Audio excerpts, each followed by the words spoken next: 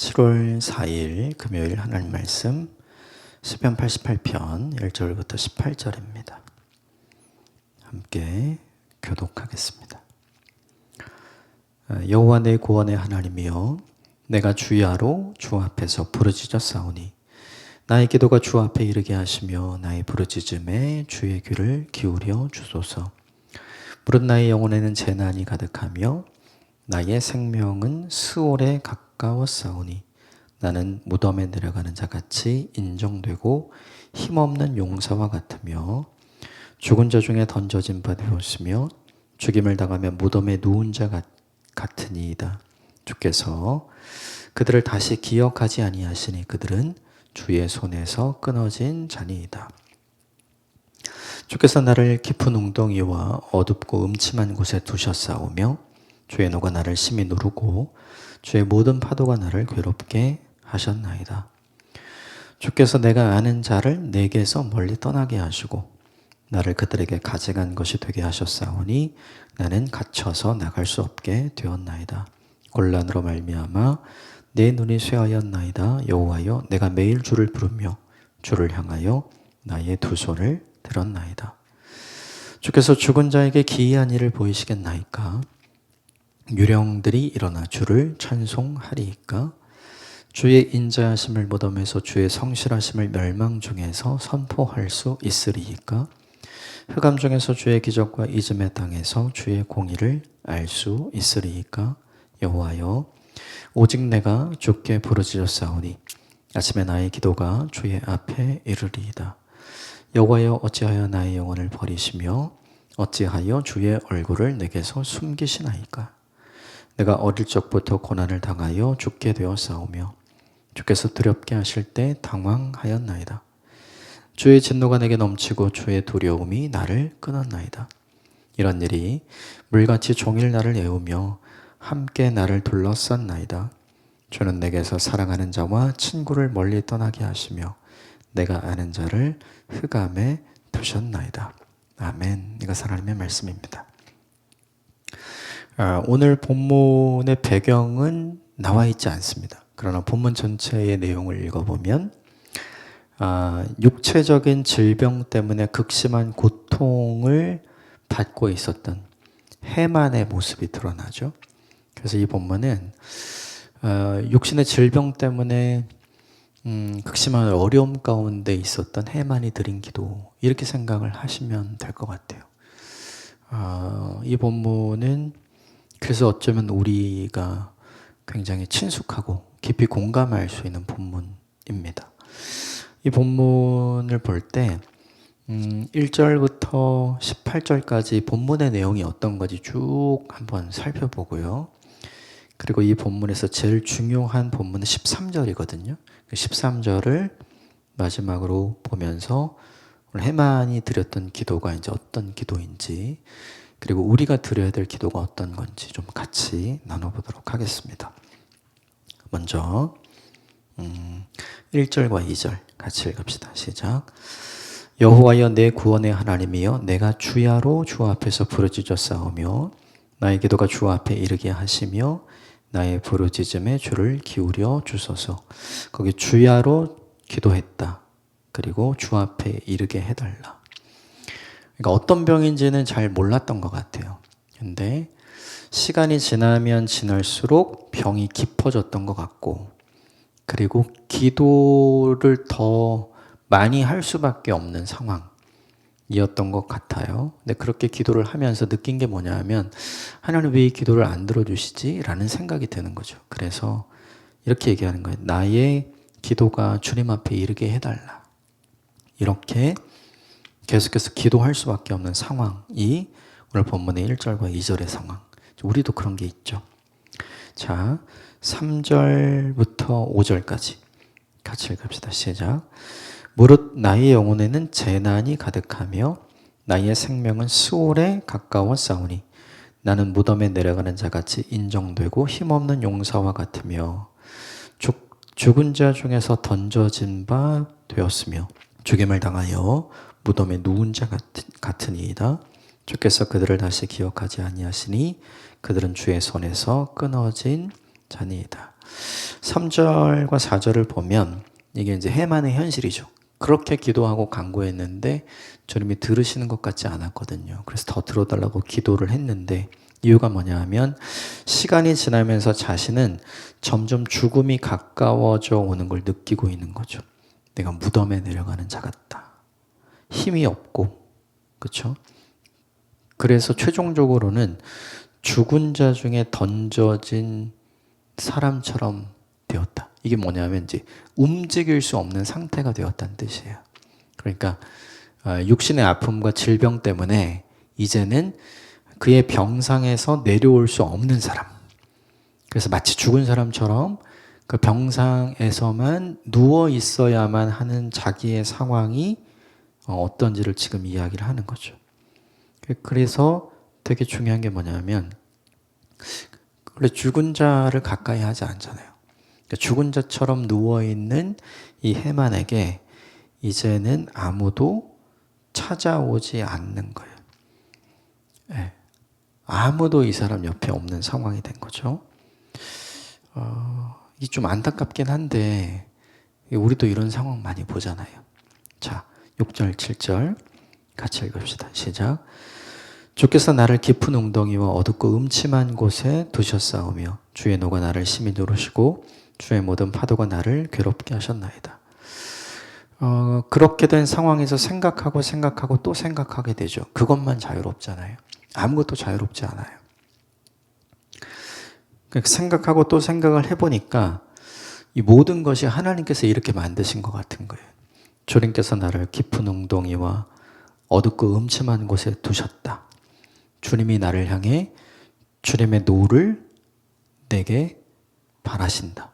주님이 나를 괴롭게 하신다. 마치 주님이 나에게 화풀이 하는 것처럼. 주님께서 나에게 진노하시는 것처럼 모습이 비춰지는 거죠. 그렇게 현실을 극복해버리고 주님께 매달렸는데 아무 일도 일어나지 않고 시간이 지나면서 점점 나빠진 거잖아요. 그래서 이제는 움직일 수가 없어요. 이제는 병상에 누워서 생각만 하고 기도만 할 수 있게 됐거든요. 그러니까 그 상황이 너무 받아들이기 힘든 거예요. 하나님 이게 뭡니까? 그러다가 어떤 생각이 드냐 하면 와, 하나님이 나에게 진노하시나? 내가 뭐 잘못했나? 이렇게요. 우리도 비슷한 상황으로 가는 것 같아요. 점점점 1절부터 쭉 보면 점점 그렇게 가죠. 자, 8절, 9절 같이 읽읍시다. 시작. 주께서 내가 아는 자를 내게서 멀리 떠나게 하시고 나를 그들에게 가증한 것이 되게 하셨사오니 나는 갇혀 나갈 수 없게 되었도다. 곤란으로 말미암아 내 눈이 쇠하였나이다. 여호와여 내가 매일 주를 부르며 주를 향하여 나의 두 손을 들었나이다. 8절이 되게 중요한데 내가 아는 자를 내게서 멀리 떠나게 하시고 나를 그들에게서 가증한 것이 되게 하셨다. 이유가 있어요. 뭐냐면 이 시대의 사람들도 그랬고 예수님 당시의 사람들도 그랬고 사람이 고치지 못하는 질병을 가진 사람들은 그가 지은 죄 때문에 하나님께서 진노하셔서 그를 용서하지 않는 거라고 생각했었어요. 실제로. 그래서 예수님의 제자들이 날 때부터 시각장애를 가지고 있는 사람을 보고 예수님께 질문하죠. 저 사람은 누구의 죄 때문에 저런 질병을 얻게 된 겁니까? 이 생각이 만연해 있었어요. 그러면 사람이 고치지 못하는 질병을 가진 사람, 시간이 지나면 지날수록 점점 그 병이 위중해지는 사람은 어떻게 되냐면 회개를 많이 하죠. 그리고 할 수 있는 모든 치료를 다 하고 할 수 있는 모든 치료를 다 했는데 안 됐어요. 그러면 그 다음에 할 수 있는 모든 회개를 다 하는 거죠. 근데 안 나아요. 그러면 결론이 어떻게 되냐면 우리가 아무리 회개해도 하나님이 들어주지 않는 사람, 네가 아무리 회개해도 하나님이 용서하지 않는 사람이 되는 거예요. 무슨 말인지 이해되시죠? 그러면 되게 중요한 게 있어요. 하나님이 용서하지 않는 죄인을 사람들이 가까이 할 필요가 있어요? 없어요? 없죠. 그래서 떠나는 거예요. 또 하나, 하나님이 용서하지 않는 죄인을 긍휼히 볼 필요가 있나요? 잘해줄 필요가 있어요? 없죠. 하나님이 용서하지 않는데, 하나님이 긍휼히 보시지 않는데 왜 내가 그를 용서하고 왜 내가 그를 선대해야 돼요? 그럴 필요가 없죠. 그러니까 오늘 본문에 그들에게 내가 가증한 존재가 되어가는 거예요.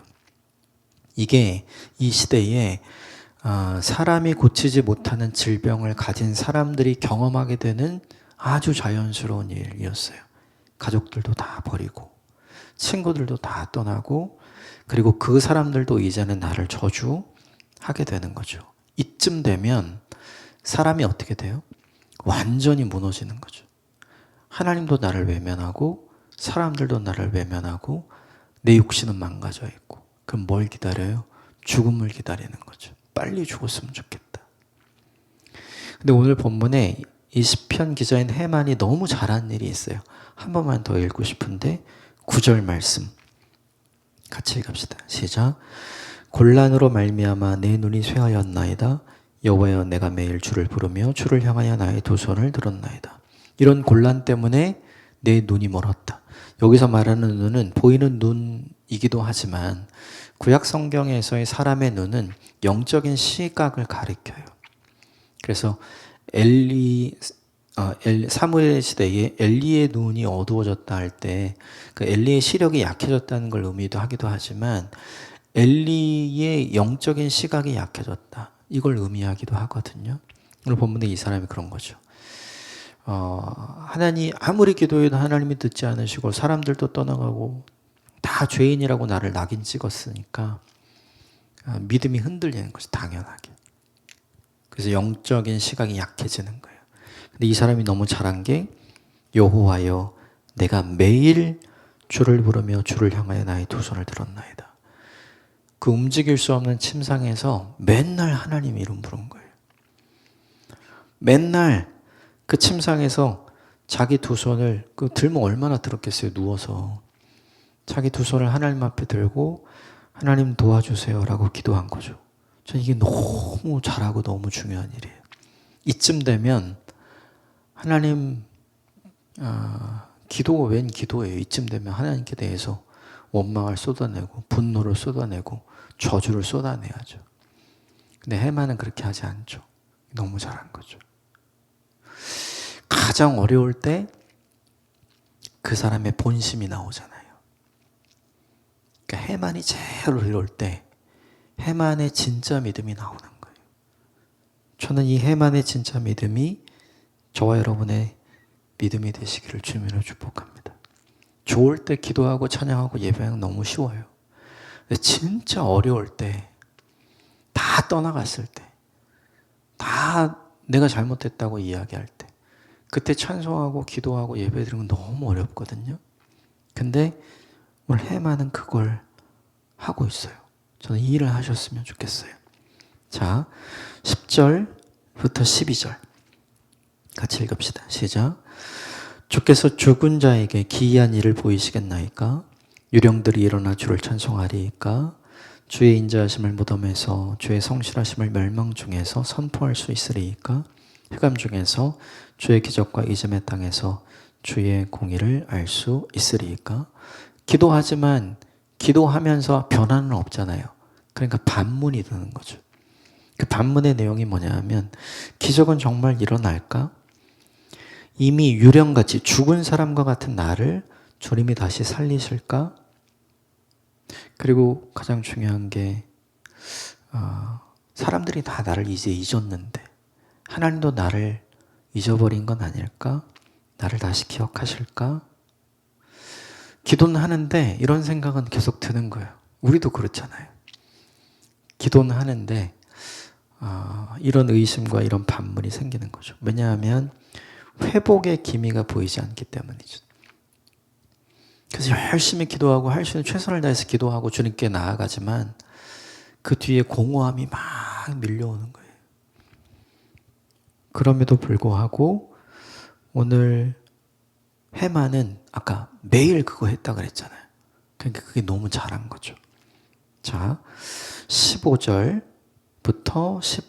18절까지 같이 읽읍시다. 시작. 내가 어릴 적부터 고난을 당하여 죽게 되었사오며 주께서 두렵게 하실 때 당황하였나이다. 주의 진노가 내게 넘치고 주의 두려움이 나를 끊었나이다. 이런 일이 물같이 종일 나를 애우며 함께 나를 둘러쌌나이다. 주는 내게서 사랑하는 자와 친구를 멀리 떠나게 하시며 내가 아는 자를 흑암에 두셨나이다. 이 질병이 언제부터 시작된 거냐면 15절에 보면 어렸을 때부터. 그렇죠? 그때부터 시작된 질병이 아직도 진행 중이에요. 얼마나 많은 시간을 기도했겠어요. 여전히 그대로. 또 하나, 수많은 죽음의 문턱을 넘어온 거죠. 어렸을 때부터 지금까지니까. 그죠? 얼마나 많은 위기가 있었겠어요? 15절에 보면 고난을 당해서 죽게 되었다. 그러니까 그런 죽음의 위기가 이 사람들에게 있었던 거죠. 그리고 결론적으로는 이제 아까 말씀드린 것처럼 사람들이 다 떠났죠. 이제는 혼자가 됐어요. 자, 여기까지만 보면 이 해만이 지금까지 1절부터 18절까지 했던 쭉 모든 내용들은 굉장히 슬퍼요. 이게 내용이. 그 기도가 의미가 없어 보이기도 하고요. 근데 13절을 보면 다릅니다. 13절 오늘 본문에서 제일 중요합니다. 같이 읽읍시다. 시작. 여호와여 오직 내가 주께 부르짖었사오니 아침에 나의 기도가 주의 앞에 이르리다. 14절. 여호와여 어찌하여 나의 영혼을 버리시며 어찌하여 주의 얼굴을 내게서 숨기시나이까. 이게 우리말 번역에는 번역이 안 됐는데 생명의 삶 하단은 영어 번역이 있죠. 거기 13절 맨 앞에 but이라고 돼 있어요. 이게 너무 중요한 거예요. 상황은 주님 이렇습니다. 점점 더 모든 게 다 나빠졌죠. 근데 계속 기도는 했잖아요. 기도했는데 아무런 변화가 없으니까 아까 10절부터 12절에 있는 것처럼 현타가 오니까 막 반문하게 되죠. 근데 거기서 의심, 회의, 그리고 불신으로 가지 않고 거기에서 다시 믿음으로 가요. 거기서 다시 기도로 가요. 이게 너무너무 중요해요. 그러나 우리의 삶에 뭐가 필요하면 이게 필요합니다. 그러나 주님, 나는 기도하겠습니다. 그러나 주님, 나는 주님을 신뢰하겠습니다. 그러나 주님, 나는 주님을 의지하겠습니다. 우리는 다 하나님 이랬기 때문에 내가 주님을 신뢰하겠습니다. 하나님 이래서 내가 주님을 의지하겠습니다. 우리는 다 뭔가를 보고 경험하고 우린 더 그렇게 가거든요. 근데 이 해만은 지금까지 기도했는데 결과를 본 게 아무것도 없어요. 그의 과거, 그의 현재 보면 그의 기도를 하나님께서 응답하시고 들어주신 게 아무것도 없거든요. 그런데 그럼에도 불구하고 그러나 내가 하나님을 믿겠습니다. 그럼에도 불구하고 나는 하나님을 신뢰하고 하나님께 기도하겠습니다. 이렇게 나오죠. 해만의 기도는 어디를 가 있냐면 미래를 향해 가 있죠. 반드시 주님께서 들어 응답하실 거다. 기도의 무응답의 기간이 길어지면, 그러니까 쉽게 말하면 고통의 순간은 괜찮은데 그것이 길어져서 고난의 시간이 돼버리면, 그러면 이렇게 믿기 힘들어요. 이렇게 되기 어렵습니다. 근데 지금 해만은 지금 너무 잘 견디고 있죠. 그러니까 해만이 품고 있는 게 있는 거예요. 그게 뭐냐 하면 이겁니다. 장차 올 영광이 현재의 고난과 비교할 수 없다. 이걸 해만은 믿고 있고 바라고 있고 그것 때문에 계속해서 기도하는 거죠. 여러분 이게 너무너무 중요합니다. 나의 삶의 문제가 나를 불신으로 끌고 가기도 해요. 뭐 믿어도 소용없네, 기도해도 소용없네, 이런 것 때문에. 근데 나의 삶의 문제를 불신으로 끌고 가는 게 아니라 오히려 더 좋은 믿음으로 끌고 가게 될 수 있거든요. 지금 해만은 그렇게 하고 있는 거예요. 거기서 제일 필요한 게 뭐냐 하면 하나님이 내 기도에 어떻게 응답하셨는가. 과거와 현재를 보는 게 아니에요. 해준 게 아무것도 없잖아요. 지금까지 해준 게 아무것도 없으면 앞으로도 안 할 거라고 생각하고 야 빨리 그만해. 이게 현명하다고 보통 생각하잖아요. 해만은 그게 아닙니다. 지금까지는 아무 일이 없었지만 반드시 하나님은 이 기도에 응답하실 것이다. 믿음을 갖고 있죠. 기도의 무응답을 자신의 불신을 향한 문으로 여는 사람들이 있어요. 해만은 그렇지 않았어요. 기도의 무응답을 자신의 더 신실한 믿음으로 가는 문으로 사용했죠. 이게 너무 다른 거거든요. 이걸 하기 위해서 필요한 믿음이 딱 하나 있다면 그거예요. 장차 올 영광이 좋게 현재와 비교할 수 없음을 신뢰하는 것. 이 믿음이 우리를 살립니다. 이 믿음이 우리로 하여금 실망하지 않게 만들고, 이 믿음이 하나님을 의지하게 만들고, 이 믿음이 그럼에도 불구하고 기도하는 사람으로 우리를 만들어가죠. 오늘 본문에서 이게 제일 중요합니다. 저와 여러분이 이런 사람이 되었으면 좋겠습니다. 그렇지만 기도하는 사람, 그럼에도 불구하고 기도하는 사람, 그러나 하나님을 믿기로 작정하는 사람, 이런 사람이 되시길 주님으로 축복합니다. 참 어려운 일입니다. 그러나 우린 이 본문을 보면서 어떻게 느낍니까? 와, 해만 진짜 대단하다, 이렇게 느끼지 않습니까? 하나님은 이 해만을 보고 어떤 마음을 가지실까요? 하나님이 기억하시고 기뻐하실 만한 인생으로 저와 여러분의 삶을 아름답게 가꾸어가는 오늘 하루가 되기를 바랍니다. 함께 기도하겠습니다.